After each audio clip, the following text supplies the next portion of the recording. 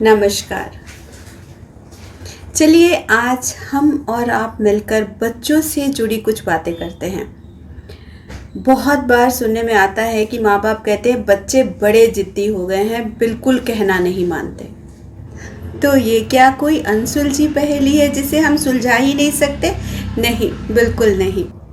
हमें ये समझना होगा कि बच्चे इस समय विकास संबंधी बदलावों से गुजर रहे हैं और अपनी राय रखने की कोशिश कर रहे हैं।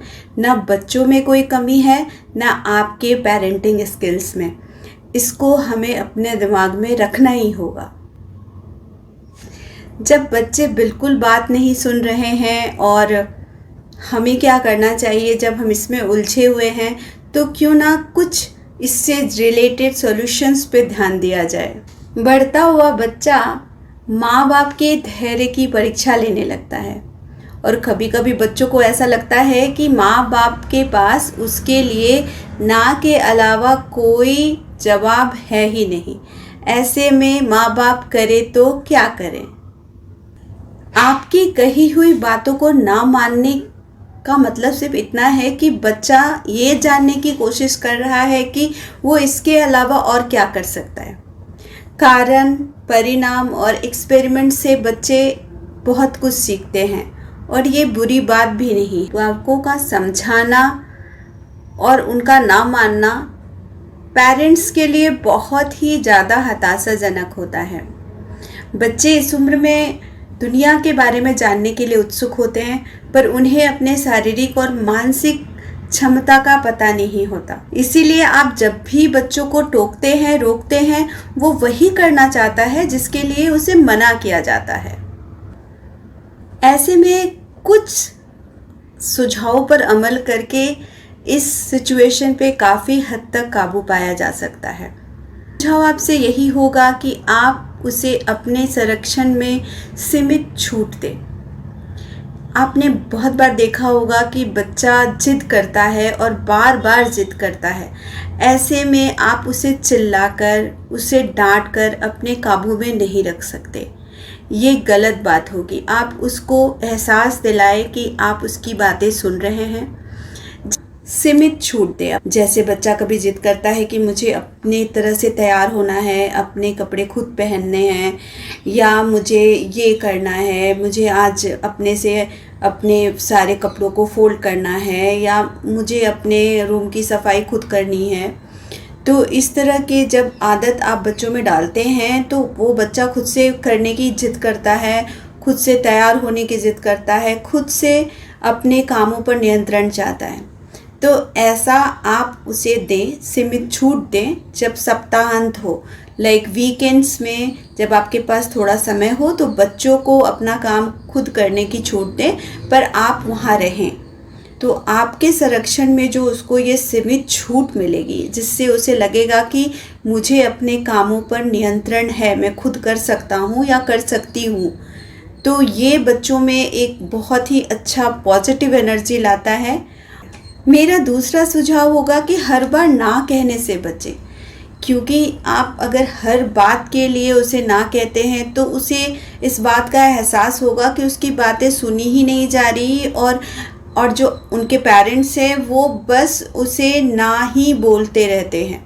तो ये बच्चे को बहुत ज़िद्दी बना देता है। तो बच्चे को हमेशा ना कहने से बचें।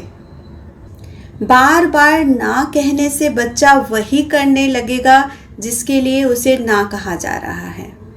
हमेशा उसे सलाह देने की कोशिश करें, राय देने की कोशिश करें, उस पर अपनी बातें थोपे मत। जैसे अगर बच्चों को बोलना है कि दौड़ो मत, तो उसे दौड़ो मत ना बोलकर आप उसे बोले आप चलोगे तो अच्छा लगेगा, अच्छा रहेगा। तो बच्चा इसे सकारात्मक मैसेज के रूप में लेगा, एक पॉजिटिव मैसेज के रूप में लेगा। इस तरह से बच्चों को जब भी आपके साथ हों, कोशिश करें कि गाहे बेगाहे आप उनकी प्रशंसा करते रहें, तो उसे लगेगा कि वो सही कर रहा है और माँ बाप उसके बातों को एक्नॉलेज कर रहे हैं। जब भी कोई अच्छी बात करे उसे आप सराहें, उसे आप प्रशंसा करें और उसे एहसास दिलाएं कि आप उन पर गर्व करते हैं। ऐसे जब भी कोई अच्छा काम करते हैं और उनको इसकी सराहना मिलती है तो उन्हें इस बात का एहसास होता है कि माँ बाप हमेशा मेरे पीछे नहीं पड़े हैं कि ये मत करो वो मत करो, बल्कि मुझे अप्रिसिएट भी करते। आपको पता है भूख और नींद भी बनती है जिद करने की वजह। जी हाँ, आपने बिल्कुल सही सुना। छोटे बच्चे अगर उन्हें खाना समय पे ना मिला या उनकी नींद पूरी नहीं हुई तो वो ज़िद्दी बनते हैं। पर उनकी नींद पूरी करने के लिए आपको खुद को भी अनुशासित करना पड़ेगा। आपको भी अपने कमरे की लाइट समय से बंद करनी होगी ताकि उन्हें भी भरपूर नींद मिले। अपने बच्चे के ट्रिगर्स को भी जानना होगा। बहुत बार ऐसा होता है कि बच्चे आपसे बहुत ज़्यादा एक्सपेक्टेशंस रखते हैं। जब आप घूमने निकलते हैं बच्चों के साथ तो उनकी एक्सपेक्टेशंस आपके साथ बढ़ जाती है।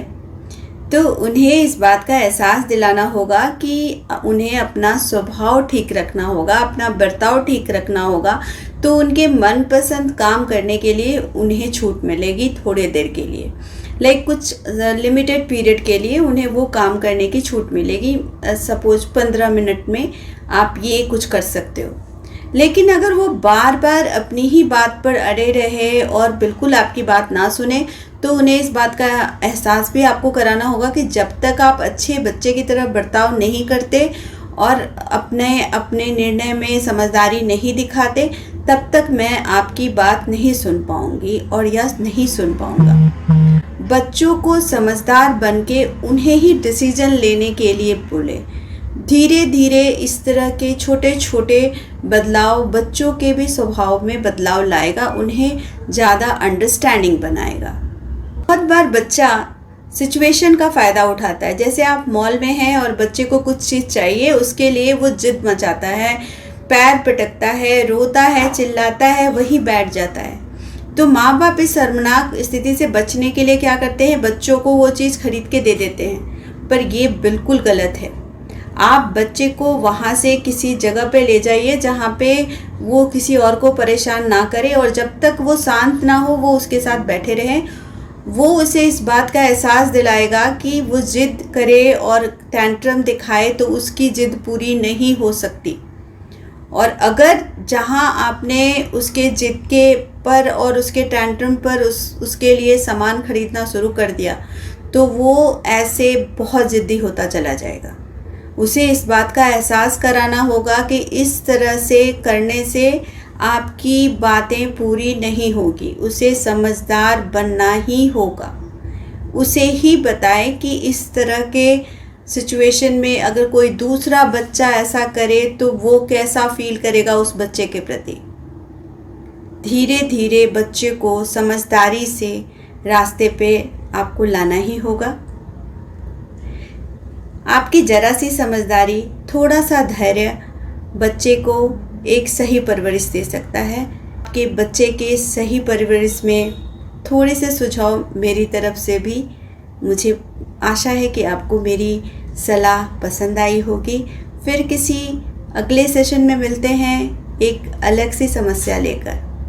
चलिए फिर, नमस्कार।